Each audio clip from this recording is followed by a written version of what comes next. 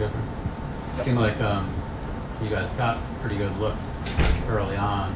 A lot of wide open threes. You talked about that. Sometimes when those don't fall, seeping into other areas. What did you see happen when those shots weren't falling, where things went wrong? Yeah, transition defense waned, and I think we gave around 20 points in transition in the first half. And so I thought we had great intentions at the beginning of the game. I thought we executed. I thought we got good looks, but you let a team score early and often like that in transition in the first half and give them a chance to get going. It just put you in a tough spot, and then we just weren't able to recover. You mentioned that, like in the Spurs game, you said you kind of liked when you were down 8 early in the second quarter. This was a reminder it wasn't going to be a free win. What was kind of different this time that there wasn't a recovery? Well, we didn't do the small things that we did in the Spurs game. So in the San Antonio game, they weren't scoring in transition. They weren't scoring on offensive rebounds or fouls. And tonight, those things, when we're really good, we manage the game well. We don't let them do that.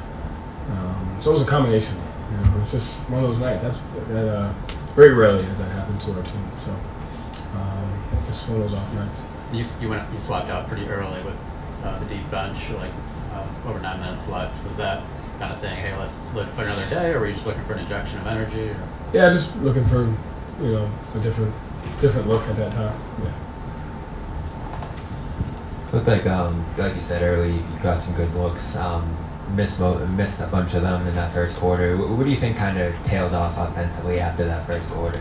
I think the basket was moving and we just couldn't see it. I think just games like that, when you're not scoring, but then you're giving up transition, it's hard to combat. And so we gave them life with the transition defense. And it doesn't matter who you're playing against, that's hard to kind of stop.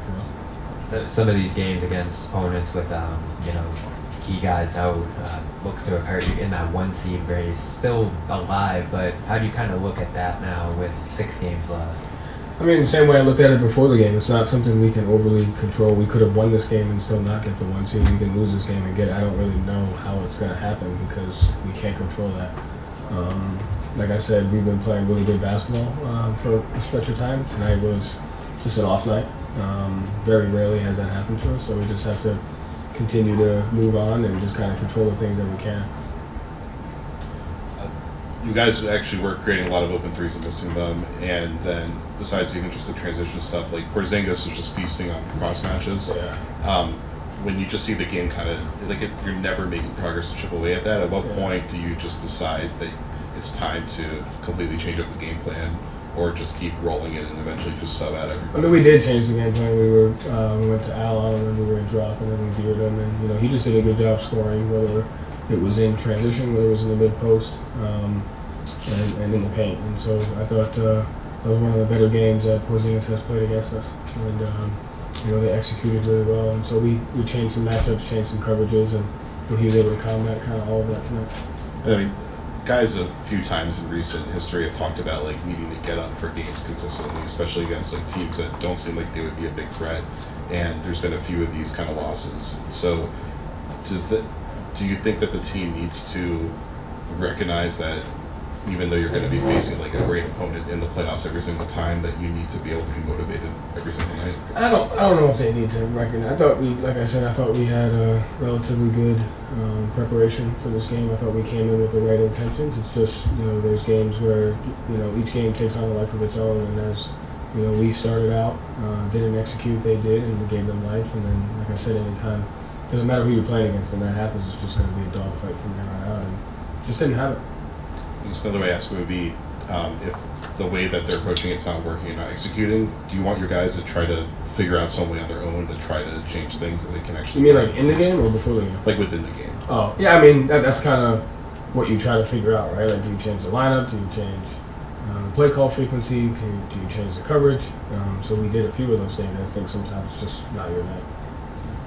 Joe, we're not going to talk to you again before the Milwaukee game. Can you kind of take us through that matchup and what you're looking for? I cannot do that. Tonight we're about losing to Washington.